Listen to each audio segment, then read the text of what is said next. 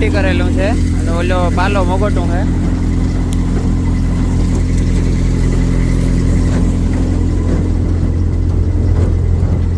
આ છે અડદની ક્વોલિટી. રામ રામ બધા ખેડૂત મિત્રોને. આજે આપણે કોઈ પણ કંપનીના થ્રેશરમાં અડદનું સેટિંગ બતાવશું. જે અડદ, મગ, મઠ બધાયમાં લાગુ પડશે. તમારે કોઈ પણ કંપનીનું જે મલ્ટીક્રોપ થ્રેશર હોય, જેમ કે 3 ફૂલીવાળું, 2 સાપ્ટિંગવાળું, 3 સાપ્ટિંગવાળામાં લાગુ પડશે આ સેટિંગ.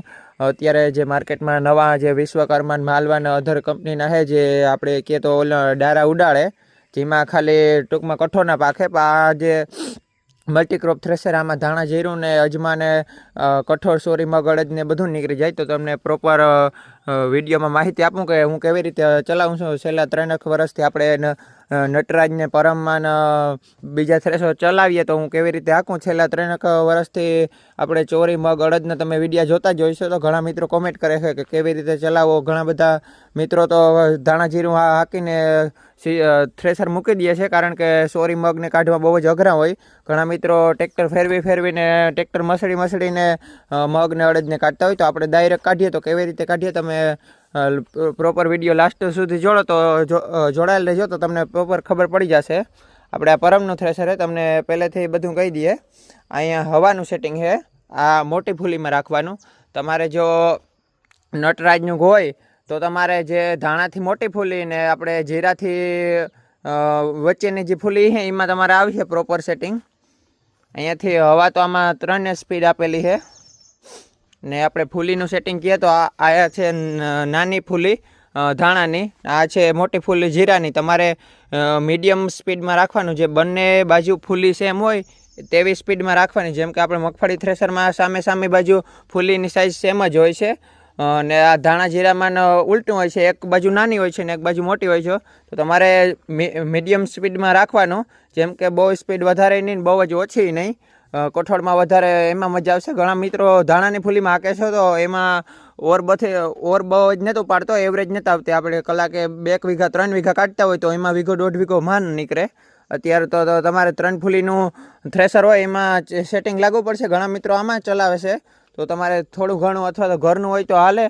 જો તમારે પ્રોપર કાયમી ભાડા કરવા હોય, તમારે હાંકવી હોય તો તમારે 3 ફૂલીવાળું થ્રેશર જોઈએ ને 3 ચારણાવાળું થ્રેશર.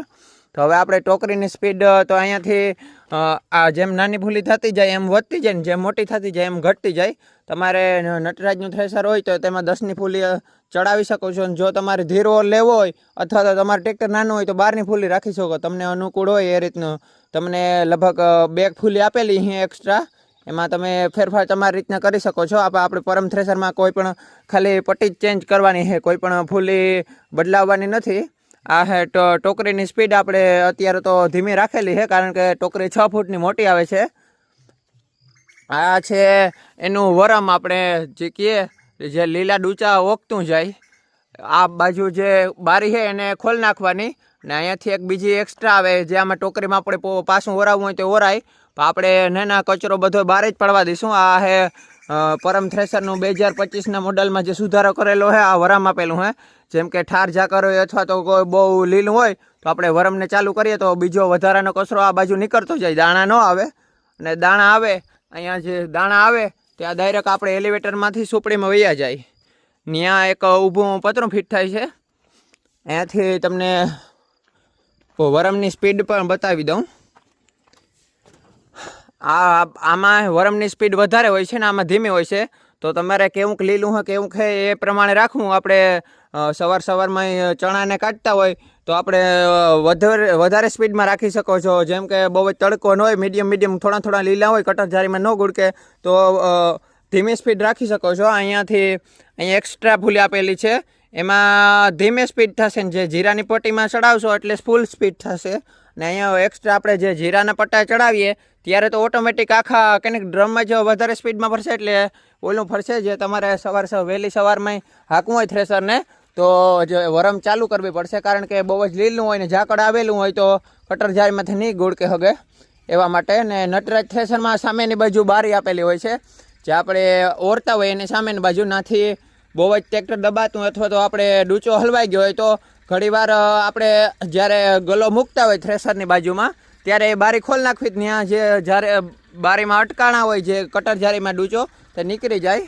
હવે વાત કરીએ કટર જારીની, તો કટર જારી જે કંપની આપે છે આપણે 7 mm ને એક બાજરાની 4 mm ને એવી રીતે સમથિંગ તમે જે પાક કયો એના મુજબ આપણે 3 થી 4 કટર જારી આપે તો આપણે એક એક્સ્ટ્રા કટર જારી બનાવી લેવી, અથવા તો કંપનીમાં કહેવું કે ભાઈ મારે એક આપણે 9 mm આવે 7 mm આવે અલગ અલગ, અથવા તો પરમ થ્રેસર અહીં તો સળિયાનો માપી હે, જો નટરાજ થ્રેસર હોય તો નો માપી હે, તો આપણે એક કારીગર મેળા અથવા તો કંપનીમાં સ્પેશિયલ લીલું કાઢવાની કટર જારી બનાવેલી, તમારો એરિયો કેવો છે, ઠાર ઝાકર કેવો છે ને તમારી બાજુ કેવા પાકનું વાવેતર હોય એ પ્રમાણે કટર જારી બનાવી આપણે બીજા પાકમાં ઉપયોગ લઈ શકે.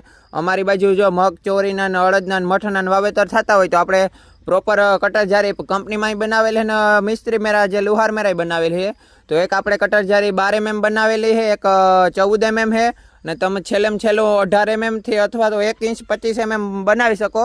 25 mm માં તમારે ઓર વધારે લઈ લેશે ને ચારણા સલકાશે અથવા તો સિંગ આવવાની પ્રોબ્લેમ લીહે તો તમે 18 mm થી 14 mm અથવા તો 12 mm બનાવી શકો છો.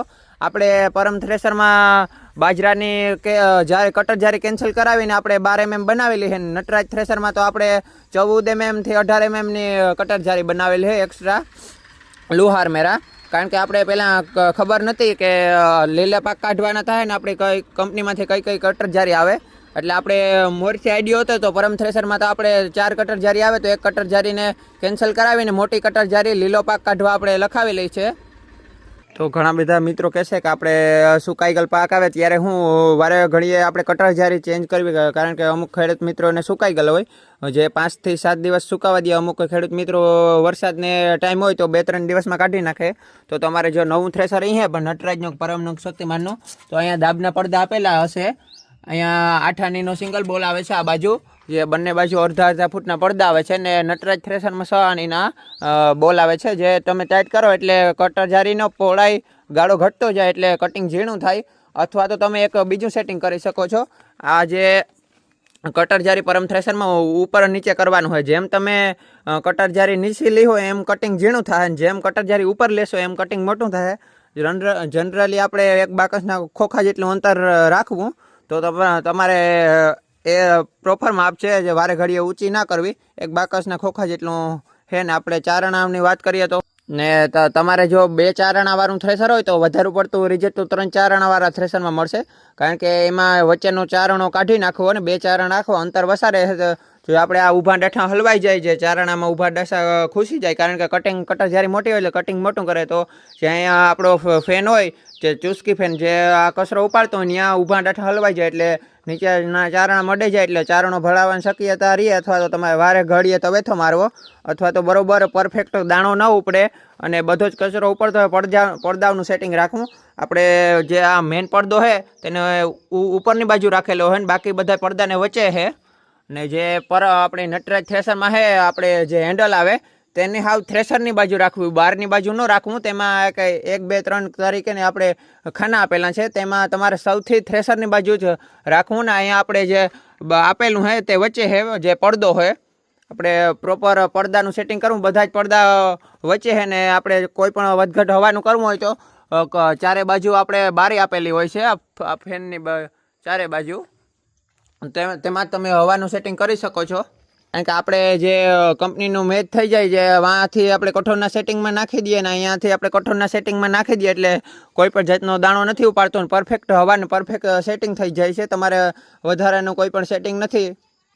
આ જે પરમ થ્રેસર છે તમારે જો સુકેલા કાઢવા હોય તો એમાં કંપની તો કટર જારી 70 થી 72 સરિયાનું કહે ને, જો તમારે નટરાજ થ્રેસર હોય તો કંપની 10 mm નું કહેશે, પણ જો તમારે લીલા હોય તો કટર જારી મોટી રાખવી. સારણા તો સેમ જ હાલશે, જે ઉપરનો 6 નંબર ને નીચેનો 5.5 નંબર, અથવા તો તમે એકાદો તમારે એરિયા મુજબ તમારા પાક મુજબ પાક નબળો હોય તો એકાદો ક્રમ નીચો પણ રાખી શકો. જો બહુ જ પકવેલો હોય ને બહુ જ સારો હોય વલ, જે બહુ જ ઉતારો હોય તો તમારે એક ક્રમ મોટો પણ રાખી શકો. આ ચારણાની વાત કરીએ તો 5.5 નંબર, જો તમે મગ હોય તો 5 નંબર પર રાખી શકો. અને જો બહુ જ ઉતારો ને બહુ જ આ તમારે ચારણા આ તો મોટી પહોળાઈવાળા છે ને જો ટૂંકો ચારણ હોય તો તમે 6 નંબર રાખી શકો. અને આપણે રેતીને જાળીને ચારણાની વાત કરીએ તો 2 નંબર 2.5 નંબર ચાલે, એમાંથી બધે કચરો ધૂળ નીકળી જાય. 2 નંબર 2.5 નંબર ચાલે. ને આપણે પરમ થ્રેસરમાં જે મેન પંખાને હવાનું સેટિંગ અહીંયા છે એને તમારે સમથિંગ વચ્ચે રાખવું, તમારી રીતે એડજસ્ટ કરીને. આ સુપડીમાં પણ જે આ સુપડું હોય તેને વચ્ચે રાખવું અને આની જે હવાનો ફ્લો જતો હોય એ પણ વચ્ચે રાખવો તો બરાબર સાફ થઈ જાય. અને આપણે જે ચુસ્કી ફેન છે તો તમારે ડાખરા આપણે આમાં દાણા ન આવતા હોય તો પૂરેપૂરું નીચું રાખવું, અથવા તો કોક સિંગ આવતી હોય તો ડાખરા બધા ઉપડી જાય ને સિંગ ના ઉપડે એવી રીતે હવાનું સેટિંગ રાખવું. અહીંયા ચુસ્કી ફેન ને નટરાજમાં પાછળ ચુસ્કી ફેન આવશે. ચુસ્કી ફેનમાં પણ એડજસ્ટ કરવાનું આપેલું છે, આપણે નટરાજ થ્રેસરમાં આપે છે. અહીંયાથી તમે ઉપર નીચે કરી શકો છો, નટરાજ થ્રેસરમાં છે. હવે બીજી ખાસ વાત કરીએ કે જો આપણે કઠોળમાં હાંકતા હોય, આપણે વધારે આપણું ટ્રેક્ટર દબાતું હોય અથવા તો આપણે વધારે આરપીએમ ઉપર હાંકતા હોય તો તમારે જો તમારા ફાડા થતા હોય તો અહીંયા જે ફૂલી આપેલી હોય તેનો ધીમી ગતિ કરવી, કારણ કે આની ગતિ આપણે પંખાના સેટિંગ ઉપર આપેલું છે. આમ તો કોઈ નોર્મલી વાંધો નથી, પણ આપણે જે હાઈ આરપીએમ ઉપર હાંકીએ, વધારે આરપીએમ ઉપર, તો આ ફૂલીની સ્પીડ વધારે હોવાને કારણે અમુક ટકા ફાડા કરે. કારણ કે લાગટ પાકમાં નથી, ક્યારેક અમુક પોઝિશનમાં થાય છે. તો મેં નટરાજ થ્રેસરમાં તો વાટકાવાળું નહીં પણ પટ્ટાવાળું થ્રેસર છે, એ ધાણામાં ફાડા કરે ને જે આ વાટકાવાળું છે એ કઠોળના પાકમાં ફાડું કરે અમુક ટકા. આમ તમને એમ નહીં દેખા છે, તમને એમ પ્રોપર ફાડા નહીં આપણે ટેલર અથવા બાસ્કામાં એમ નહીં ખબર પડશે. જ્યાં પાટલો ફિટ કરીને અહીંયા નીચે ફિટ હોય તો તમે જેશો છેલ્લે પૂરું થાય ખરું તાર જોશો તો એમાં ભૂકી જ હોય છે, કારણ કે આ વાટકામાં ભટકાતા હોય અમુક ટકા ફાડું કરે. ને નટરાજ થ્રેસરની વાત કરીએ તો એમાં પટાવાળું આવે. પટાવાળું કઠોળના પાકમાં ફાડા નથી કરતું, એ ધાણામાં અમુક ટકા દબાવે એટલે એ અમુક ટકા ધાણાનું ફાડું કરે. તો બીજી વાત કરીએ તો આપણે ચારણાની ચાલ વિશે. અમુક મિત્રોને ખબર નથી, એ અહીંયાથી ચારણાની ચાલ એડજસ્ટ કરતા હોય છે. તો તમારે અહીંયા ઉથમાં આટાનો બોલ આવે છે, ત્યાંથી ચાલ એડજસ્ટ કરવી. અને જો ચાલ ધીમી હોય તો તમારે અહીંયા સંતરીને વચ્ચે કરી નાખવી, જે ચારણાની સ્પીડ હોય પણ મેન્ટેન થાય ને ઝટકો લાંબો મારવી જોઈએ. જેમ કે આપણે ધાણામાં ઝટકો લાંબો રાખીએ તો એવી સ્પીડ રાખવી. અમુક મિત્રો ટૂંકી રાખે તો ન્યાન ચારણો આઘા પાછો થાય.